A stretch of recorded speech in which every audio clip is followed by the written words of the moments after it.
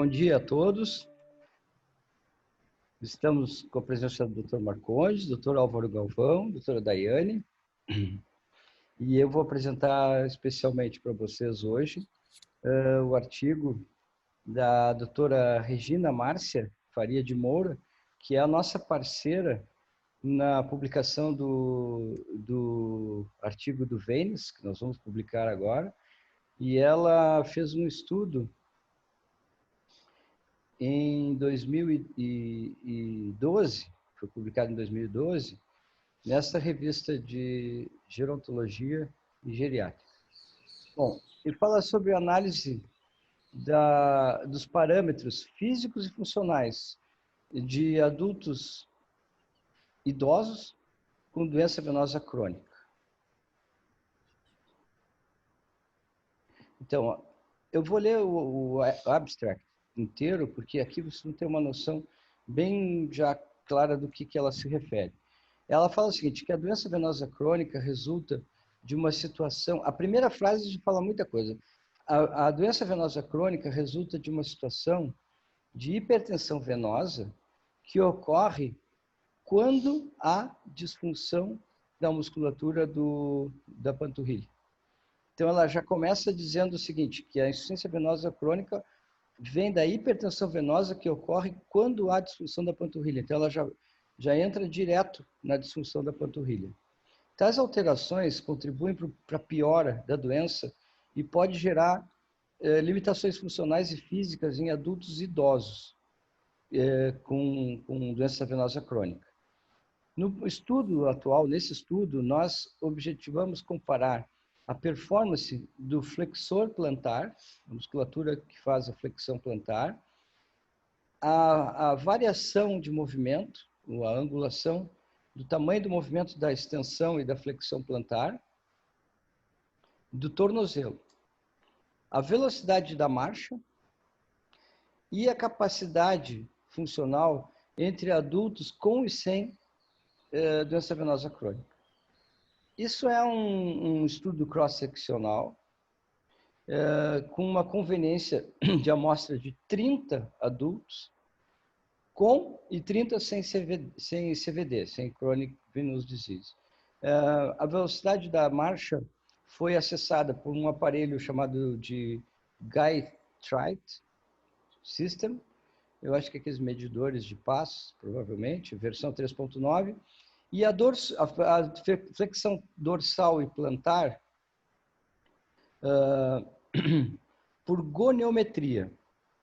A goniometria é uma coisa muito simples, é uma reguinha, se vocês não estão habituados, é uma régua que dá o ângulo, assim, faz assim, ó. Então, tu bota o pé, mede o ângulo assim, bota o pé para cima, mede o ângulo, para baixo para cima, e vê a variação desse ângulo do pé. Isso é a goniometria. E a função dos flexores plantares por dinamometria isocinética. O que é dinamometria isocinética? Dinamometria isocinética, você sabe aquelas balanças que pesam mala para ir para o aeroporto? É uma coisa muito simples, que é uma mola, né? Que dá a força. Aqui, eu estou falando de uma forma bem simples para comparar, né? É um aparelho, mas ele faz isso. Você empurra a mola com o pé, com força, e ela vai dizer qual é a força que foi aplicada, máxima, naquele movimento. Então, essa é a dinamometria. Tá? Então, aqui ela avaliou a variação de ângulo e a variação de força. Isocinética quer dizer, na mesma posição, só aumentando a força. A capacidade funcional foi avaliada por Katz e Lawton, por escalas de Calton e Lawton, e pelo acesso de atividades de natureza social. Eu não me aprofundei nisso aqui, mas provavelmente é mostrando, uma qualidade de vida que fala quanto de limitação social a pessoa teve. Tá? O grupo de doença crônica apresentou uma variação de movimento menor, tanto de dorsal quanto de flexão dorsal quanto flexão plantar. O pico do torque e a força dos músculos plantares, dos flexores plantares, também mudou. E a marcha velocidade da marcha e a restrição social, também quando comparados com o grupo controle. Então, ela concluiu que os adultos idosos com doença crônica, eles apresentam limitações muito importantes na variação de angulação do pé e na força, na mobilidade e na restrição social, confirmando os achados de outros estudos. Tais resultados poderiam guiar profissionais em suas abordagens, ambos para determinar a relevância dos parâmetros para ser acessados em suas abordagens terapêuticas. Então, aqui que eu falei, então, da aplicação prática para isso. É o quanto a gente, como flebologista, volta os nossos olhos para esse tipo de investigação, né? Que a gente, aparentemente, pelo menos nós fazemos pleximografia, mas a gente não investiga variação de diâmetro. Então, aqui ela vai dar uma introdução falando que o que é o CEAP 1, 2, 3, que nós podemos passar adiante, porque para nós não é uma coisa tão importante, não é novidade, vamos dizer assim.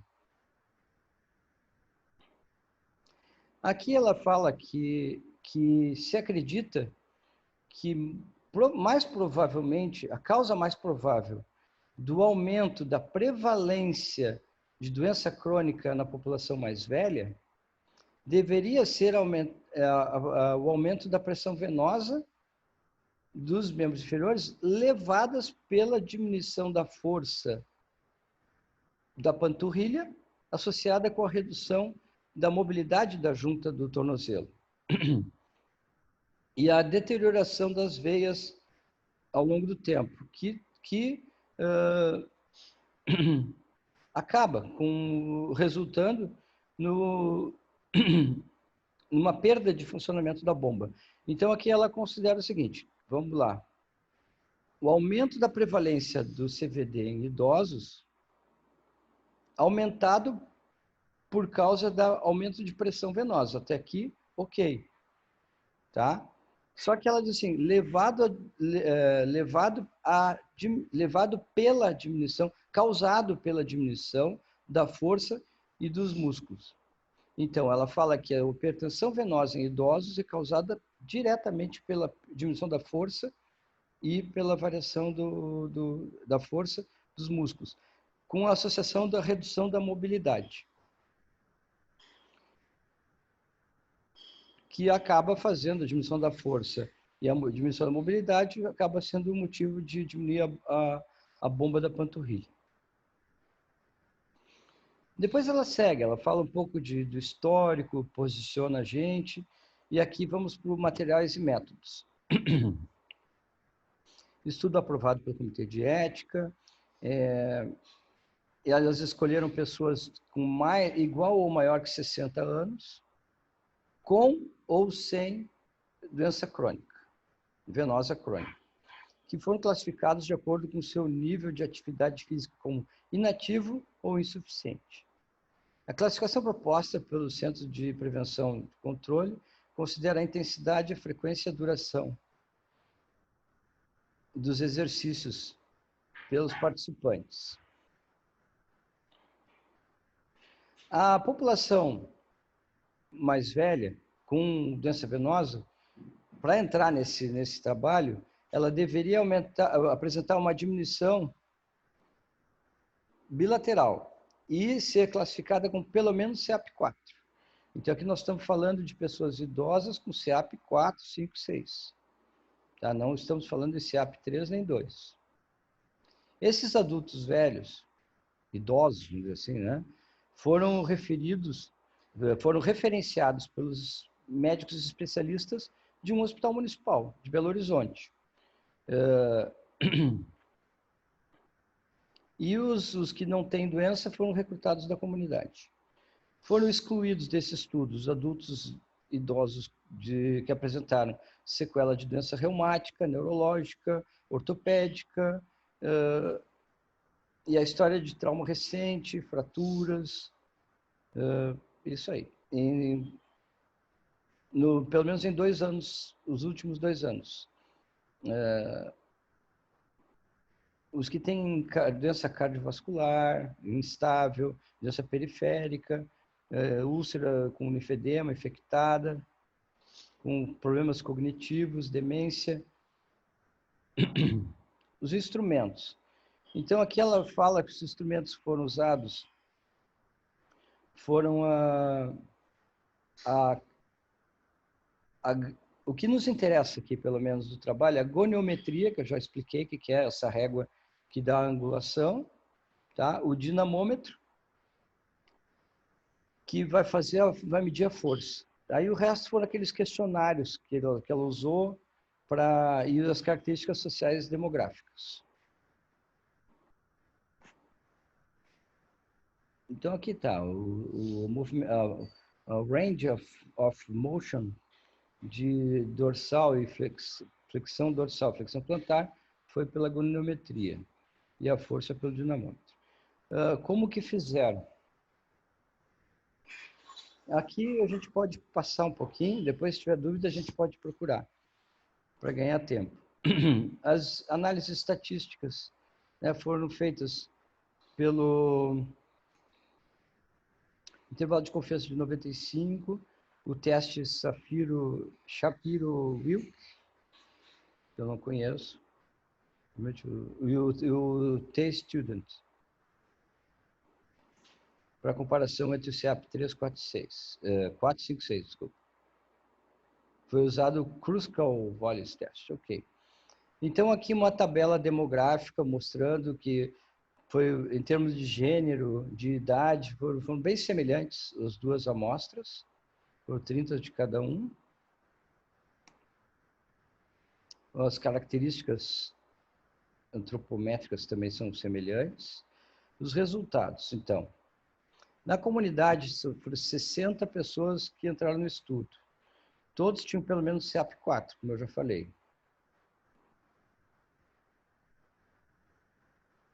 Aí, eu vou ler aqui. Características sociodemográficas de CVD e o grupo controle foi apresentado na tabela 1. Dos 30 idosos adultos com CVD, 13 foram classificados CEP4, 9 CEP5 e 8 CEP6. 40% tinham história familiar de CVD. 10 mulheres tinham 1 a 4 gravidezes no passado, 7 tinham 5 a 8 e 13% mais de... E 3, que dá 13% da amostra, mais que 8 gestações, meu Deus. Dos 60 membros avaliados com CVD, 16 eram CEP5 e 10 CEP6. E a localização das úlceras cicatrizadas e abertas mais frequentes foram laterais e mediais, até mais laterais que mediais. Os dados relacionados com a avaliação da capacidade autorreportada, né, foi apresentado na tabela 3. Então, isso aqui é um questionário aqui de natureza social e foram estatisticamente significantes, ou seja, mostraram limitação social em os pacientes que tinham doença crônica. Para análise da variação da movimentação dorsal e plantar, do torque, pico de torque e a força das flexões plantares foram considerados os dados relacionados a 60 membros. Os resultados foram mostrados na tabela 4. A média da marcha, da velocidade de marcha, do CVD foi 1,1 e o grupo controle 1,17.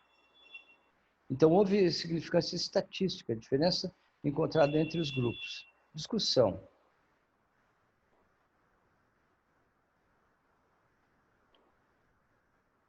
Bom, aqui vou mostrar a tabela 4. Depois a gente pode olhar com mais calma. Mas houve diferença em praticamente tudo aqui. Tá?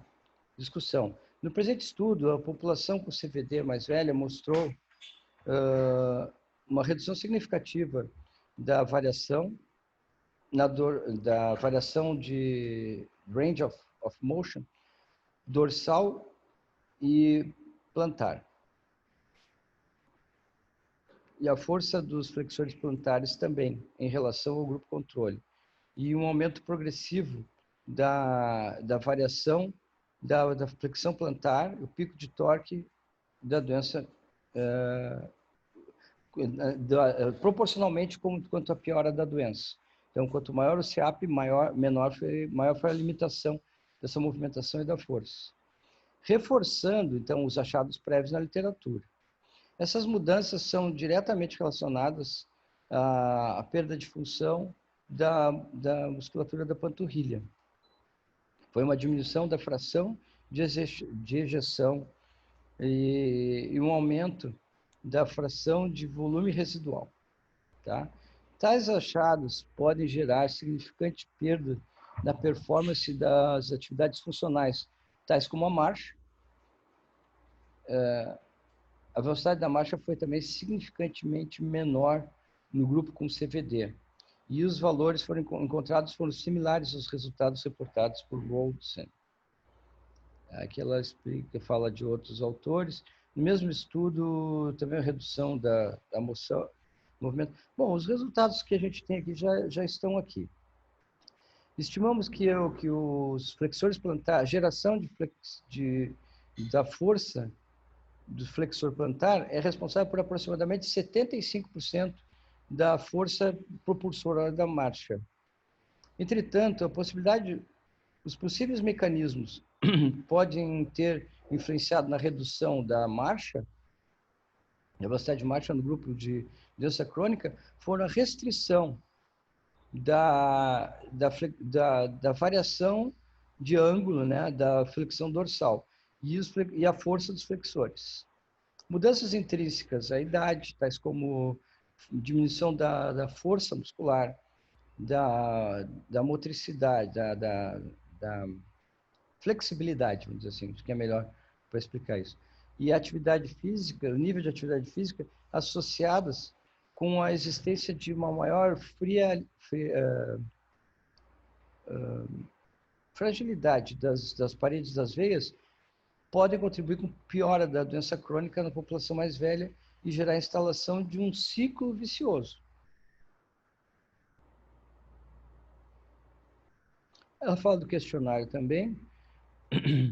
Esses resultados confirmam os achados de outros estudos, mostrando uma restrição na participação das atividades sociais de natureza social, especialmente na presença de úlcera.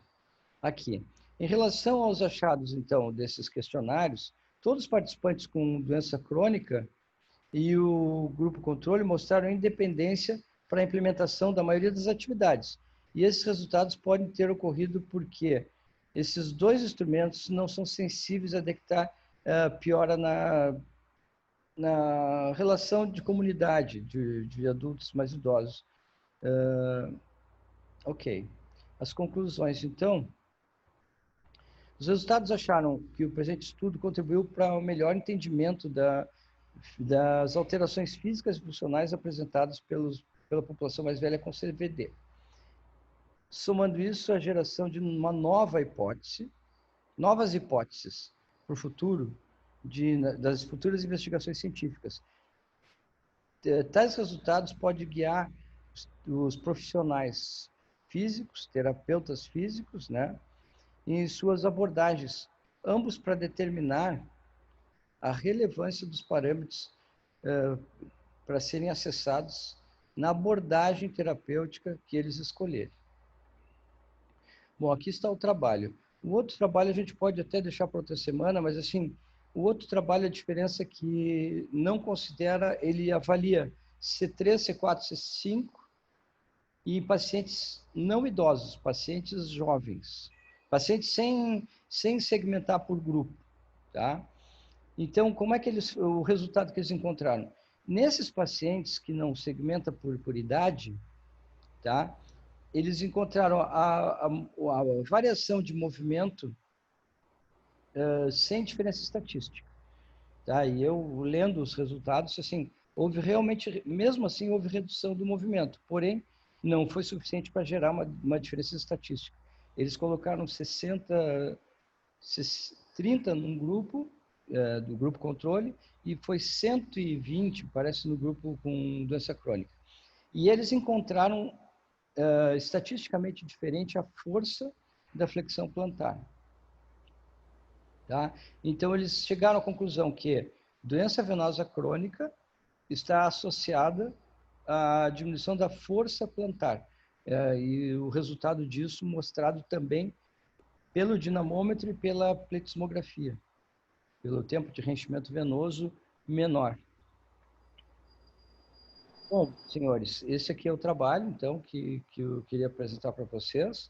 E eu gostaria de deixar aberta a discussão, porque nós temos alguns poucos minutos.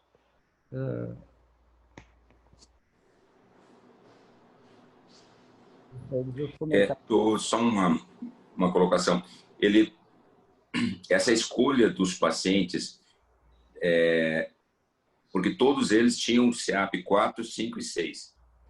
Eles todos já tinham CEAP 4, 5 e 6 ou eles foram escolhidos porque tinham CEAP 4, 5 e 6? Isso é uma dúvida ali.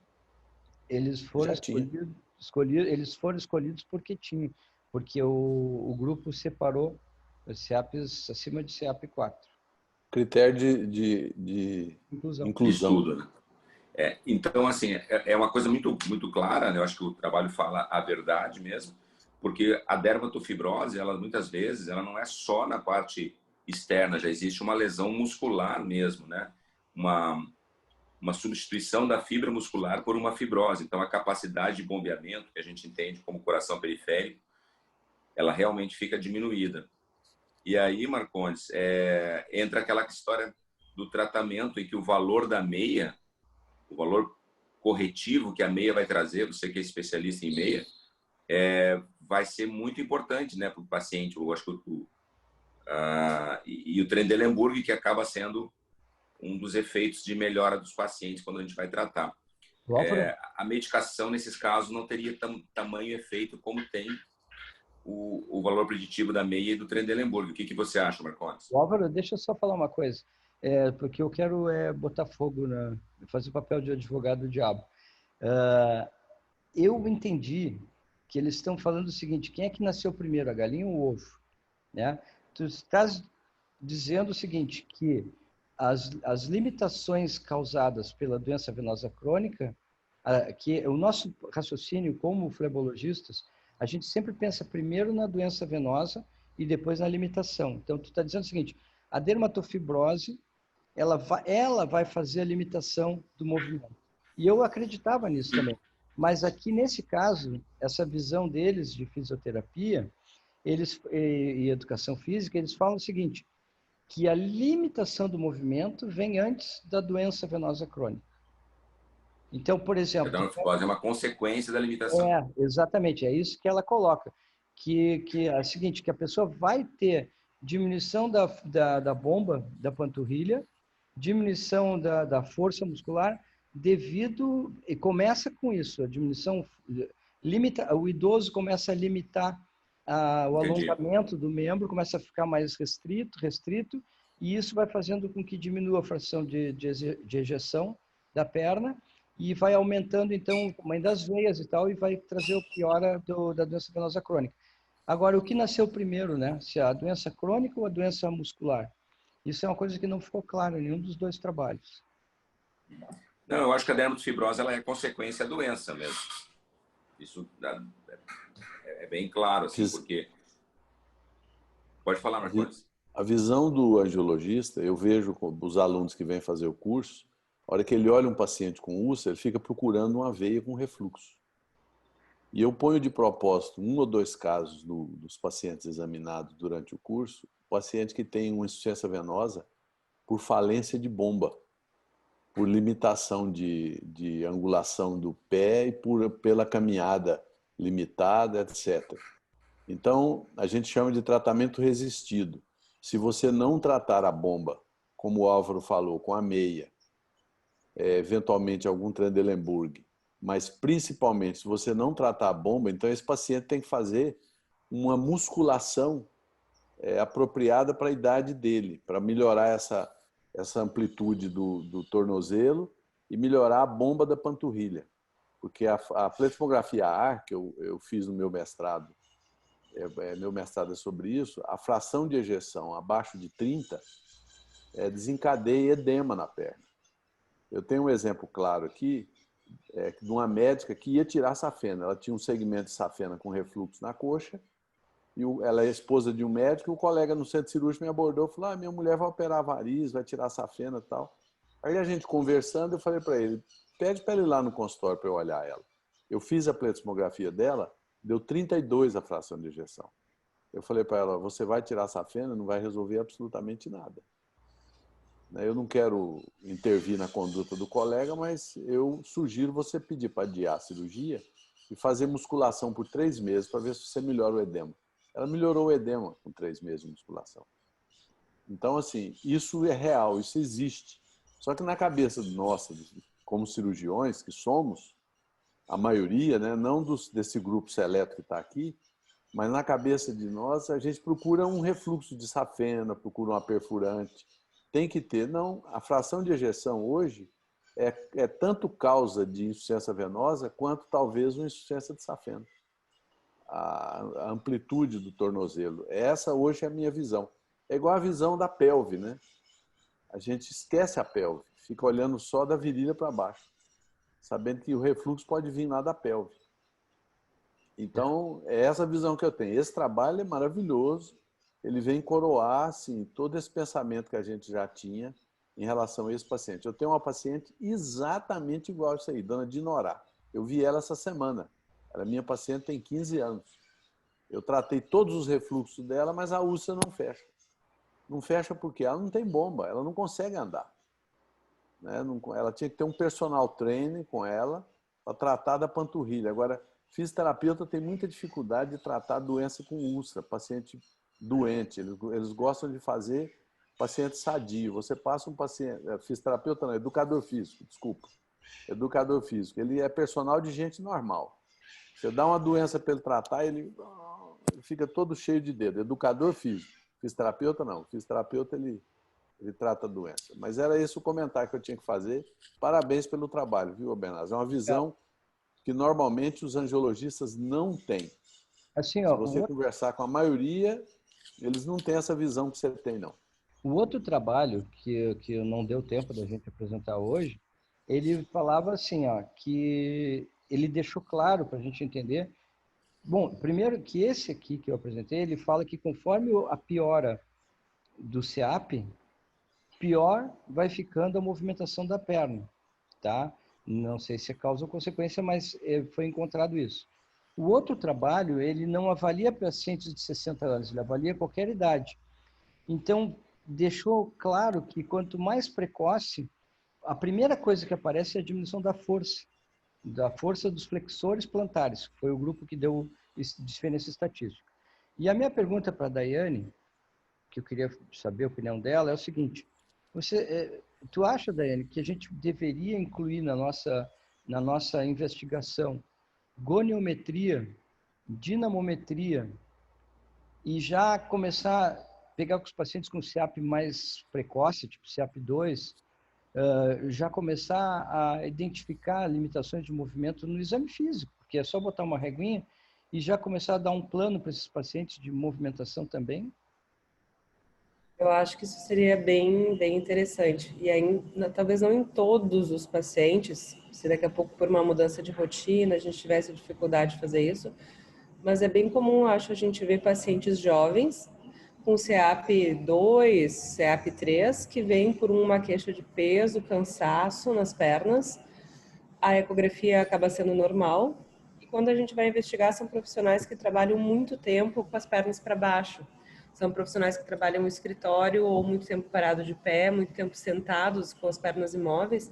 E quando a gente começa a explicar a importância de movimentar as pernas, pede para começar que instaure na sua rotina do dia a dia, estender a perna mesmo debaixo da mesa do escritório, né? Fazer movimento de flexão e extensão da perna, né? Fazer na academia alguma coisa que fortaleça a panturrilha, os pacientes voltam depois de 1 mês, 2 meses já referindo uma melhora daqueles sintomas, do peso, do cansaço, às vezes até do inchaço. Esses pacientes, eu acho que seria de extrema importância a gente começar a fazer essa avaliação da agonometria e para avaliar, né, a amplitude daqui a pouco do movimento, porque a princípio são pacientes que não parecem ter uma restrição de movimento ainda, mas a força da flexão e extensão dá muita vontade de saber se não está diminuída.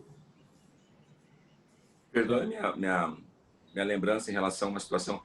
Tu não estava desenvolvendo um aparelho, algum tipo de terapia para essas situações, Albernaz? Assim, o que está me fazendo estudar mais e voltar aos meus olhos...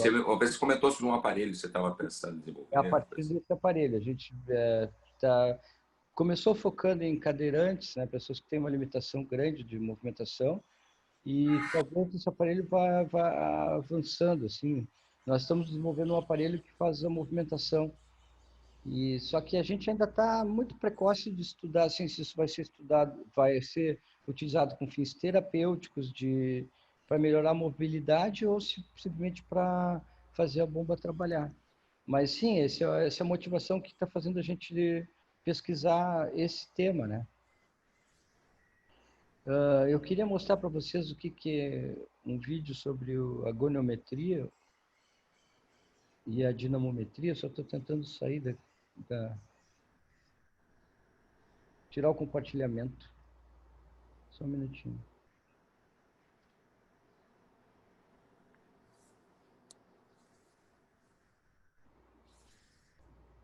Então, assim, a gente está criando um produto novo na clínica que é chamado check-up venoso, tá? Onde a gente vai fazer vai fazer uma revisão dos pacientes. E interromper o vídeo, será isso? Não. E esse check-up venoso, uma ideia seria a gente ou ter um profissional de educação física junto, ou nós mesmos fazermos a dinamometria e a... Obrigado, Dai. Fazer a dinamometria e a goniometria, né? Deixa eu pegar aqui de novo. Agora eu vou abrir o outro. Manual de goniometria final. Aqui. Um minutinho. Eu coloquei no grupo ali um vídeo que vocês vão dar uma olhada que é justamente a dinamometria. Aqui está o manual de goniometria, que ele mostra exatamente assim, como medir cada... Ó, isso aqui que é uma goniometria. Não estamos ouvindo você. Não? Alô? Aqui eu estou ouvindo bem. Está ouvindo, Álvaro? Estou ouvindo 100%. Ó, isso aqui é goniometria. Ó. Estão vendo a tela, né? Sim. Ó, aqui é a goniometria das mãos. Esse manual mostra todos os ângulos esperados de todas as articulações. Aqui do joelho, rotação. E aqui o pé, ó, que nos interessa. Ó. Isso que tem que ser feito. Ó. Então, inclusive, ali fala os padrões de normalidade da goniometria, o que se espera de a extensão e flexão. E aqui rotação, que não interessa tanto. É mais isso aqui, ó, flexão e extensão. Ok? Ok para todos? Estão me ouvindo? Interrompeu, Dai? Ah, tá.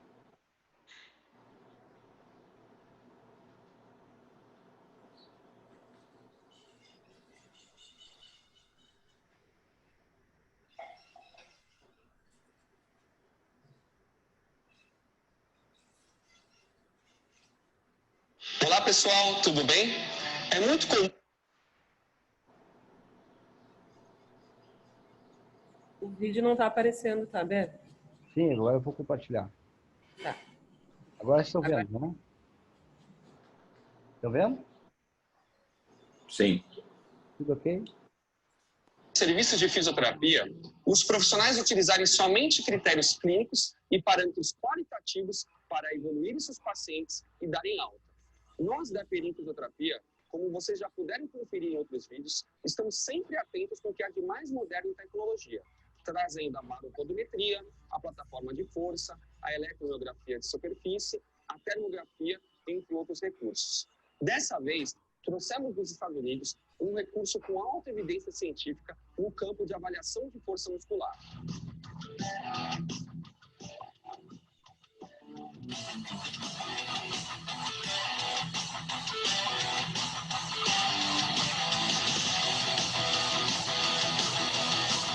A avaliação de força muscular, realizada através do dinamômetro manual, pode ser realizada tanto para os membros superiores, membros inferiores e a região do tronco.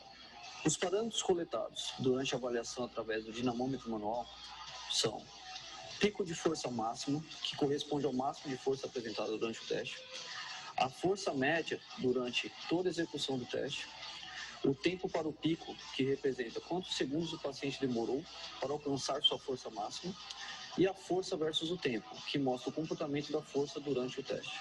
Sendo assim, podemos utilizar essa ferramenta tanto na avaliação inicial, auxiliando na construção do diagnóstico cinético funcional de nossos pacientes, ou na fase final do tratamento, como critério de alta, verificando se ainda existem desequilíbrios musculares a serem reequilibrados antes da possível alta.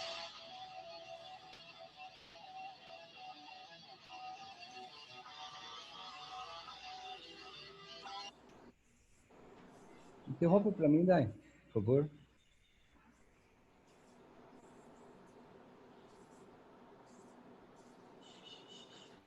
Ok.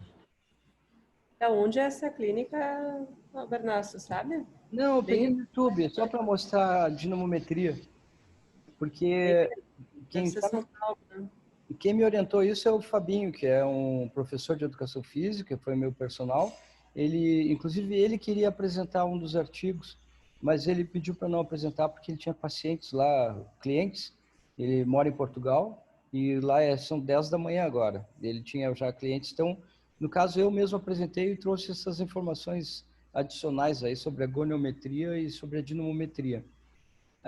Eu acho que a gente poderia... Olá, eu sou o Fábio Caraziak, sou coordenador técnico do Treino Correto. E na videoaula de hoje a gente vai falar mais um pouco sobre o TAF. Especificamente, a gente vai falar sobre a impulsão horizontal. Desculpem, continua rodando aqui o YouTube.